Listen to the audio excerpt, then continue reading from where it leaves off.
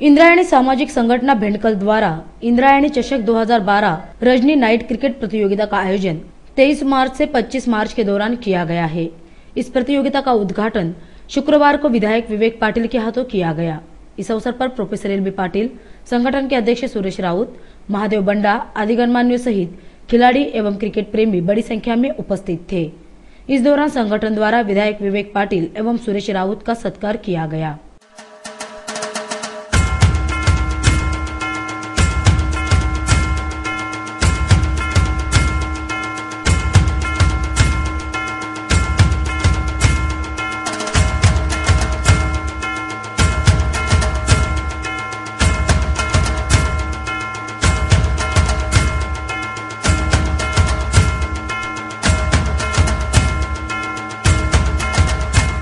इस अवसर पर खिलाड़ियों को शुभकामनाएं देते हुए विधायक विवेक पाटिल ने इंद्रायणी सामाजिक संगठन की सराहना की और 27 मार्च को जेएनपीटी पर जो मोर्चा निकाला जाने वाला है उसमें युवा पीढ़ी को बड़ी संख्या में उपस्थित रहने का आह्वान किया।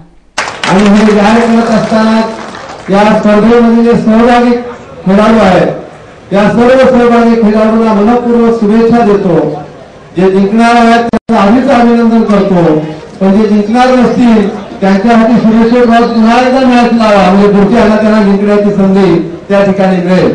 मला या ठिकाणी इंद्रायणी सामाजिक संघटना भेंडकलच्या सर्व पदाधिकाऱ्यांचं मनपूर्वक अभिनंदन करायचं आहे का अतिशय सुरेख नियोजन, एक चांगल्या प्रकारचं नियोजन या स्पर्धांसाठी या ठिकाणी केलेलं आहे।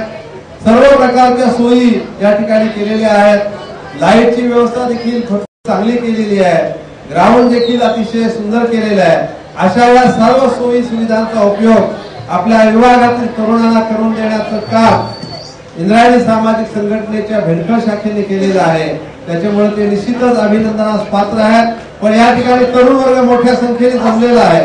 मी आपल्याला एवढंच या ठिकाणी विनंती माझं आवाहन करेन की येत्या 27 मार्च पासून जेएनपीटीच्या 12.5% विरोधामध्ये जे आंदोलन सर्वपक्षीय आंदोलन माननीय दिवा पाटील साहेबांच्या नेतृत्वाखाली आपण छेडतोय, तरुणांना माझी विनंती आहे आपले हक्क मिळवण्यासाठी, आपल्या न्याय हक्काचा लढा यशस्वी करण्यासाठी आणि त्याचबरोबर या विभागामधलं आपलं अस्तित्व कायम ठेवण्यासाठी, मी अस्तित्व कायम ठेवण्यासाठी अशासाठी म्हणतोय का जसा मुंबईमधला तिथला आगरी कोळी भंडारी आज नेस्तानाबूत झालेला आहे, ठाणे नव्या मुंबईमधला नेस्तानाबूत व्हायच्या मार्गावर आहे, तीच वेळ जर आपल्यावर येऊ नये असं वाटत असेल तर आपण संघटित होणं गरजेचं आहे। आणि त्या संघटितपणाचा पहिला आपला हिसका, पहिली आपली ताकद, पहिला आपलं संघटन हे येत्या 27 मार्चच्या मोर्चामध्ये आपण दाखवून द्यावं आणि पुन्हा एकदा आपण सारे एक आहोत आणि आमचे हक्क मिळवल्याशिवाय आम्ही स्वस्थ बसणार नाही आहोत।